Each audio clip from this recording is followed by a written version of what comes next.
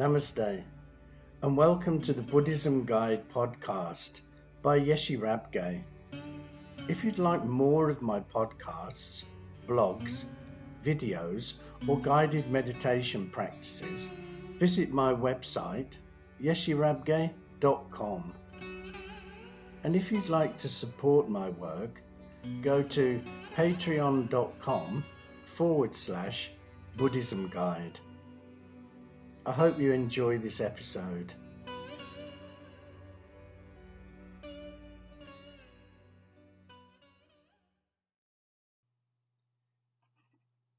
This episode is called Finding Yourself in a Forest. John Muir said, "The clearest way into the universe is through a forest wilderness." There's no doubt we've all been going through some challenging times recently due to the pandemic. This has taken a toll on our mental well-being. But it can't be all blamed on the pandemic. There are many other factors at play, such as where we live, how much time we spend on our devices, and if we venture outside or not. Here are some facts that may surprise you.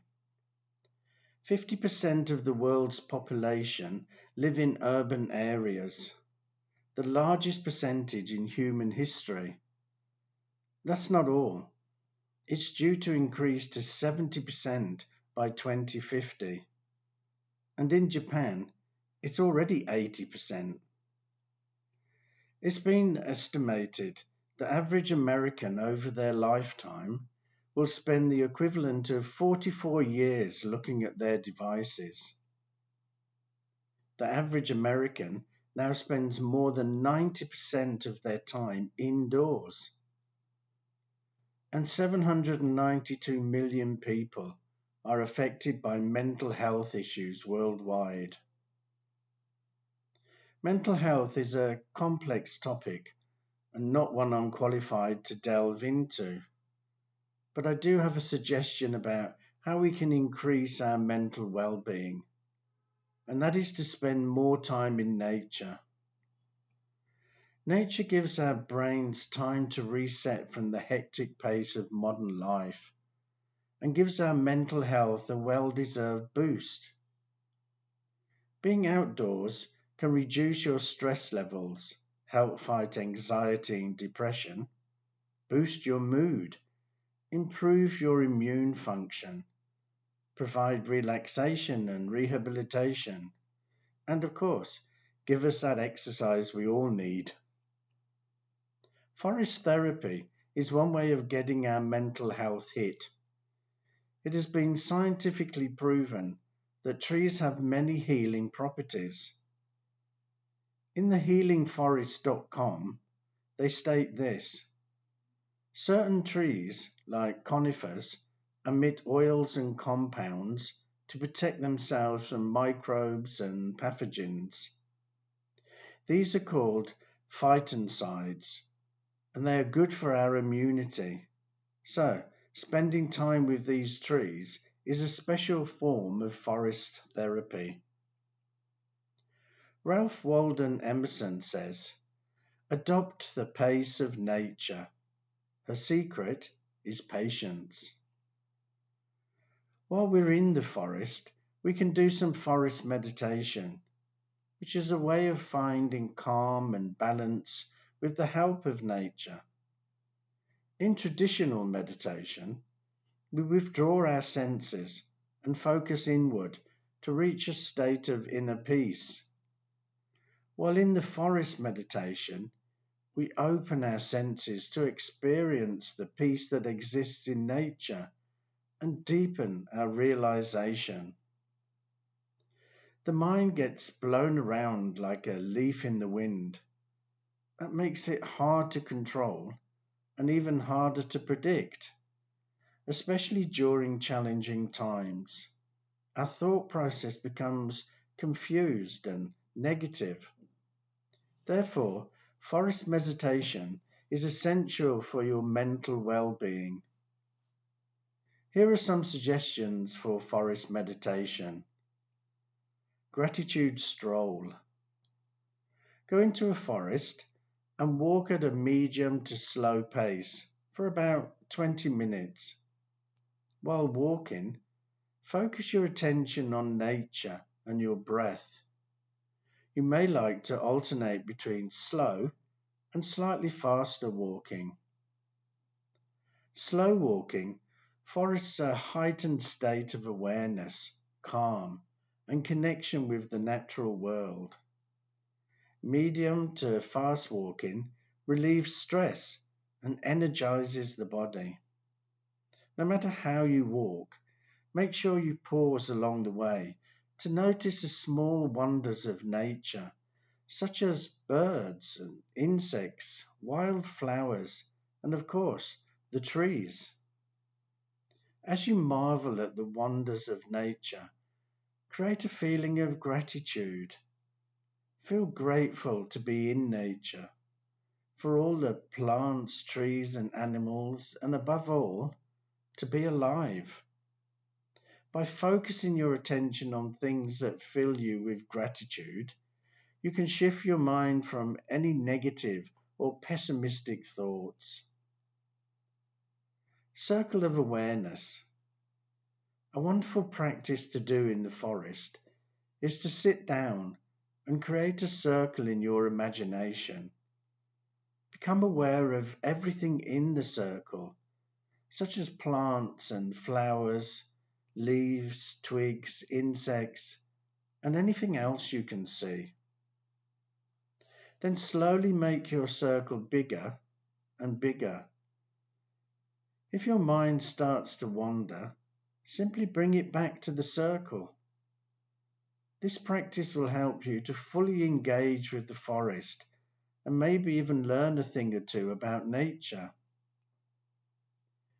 Using your senses. Find a quiet place in the forest and sit on the ground. Close your eyes, take a few deep breaths, and begin to feel grounded. Become aware of your environment by focusing on one sense at a time. Notice the forest sounds, and also notice the silence in between the sounds. Touch the ground with both of your hands. What can you feel? Smell the different forest aromas. Tune into your body. Put your hands over your heart and feel your heartbeat. And then just sit there with a sense of gratitude, peace, and calm. When you're ready to open your eyes, open them slowly and take a good look around you. Sit there for as long as you wish, just soaking up the beauty of the forest. Forest breathing. Find a quiet place in the forest, take off your shoes, and stand barefoot on the forest floor.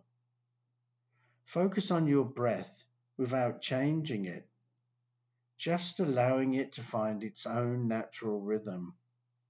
Keep your spine straight, but not too rigid. Become aware of any sensations in your legs, ankles, and feet, and stand for a few minutes until you feel stable. Then move your awareness slowly up from your feet to the top of your head. Notice if there's tension, stress, or stiffness in any part of your upper body. Take a deep breath, pause for a second, and then exhale. Repeat this for around 3 minutes, or for as long as you wish. Imagine the forest air relaxing your body with every in-breath, and your mind calming down with every out-breath. When you're finished, sit on the forest floor and ground yourself. Check in with how you're feeling and be grateful for being in nature. The wind on your face. Stand still and lift your face up slightly. Notice the feeling of the wind on your skin. Then lift your arms in the air and notice the wind on your hands and fingers. Then pick other parts of your body and become aware of the wind gently blowing over your skin. Try not to judge or change anything here. Just simply observe. Spend about 1 minute or so on each area, feeling a deep connection with the motion of the wind. I used to do this practice when I lived by the sea. On windy days, you would find me on the cliff edge, feeling the wind on my face. Jessica Marie Collins says, "You'll never really see the sunset until you throw open the curtains, swing open the door, step outside, and experience it." We humans are animals, and as such, our true home is in nature. We were never meant to live in houses, drive cars, or fly in planes. So, do yourself a favor and go back to your roots.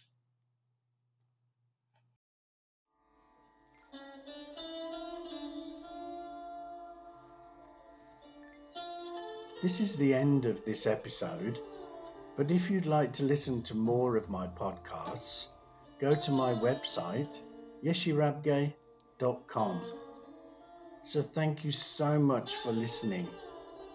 And remember, the only person we can ever really know is ourselves. Bye for now.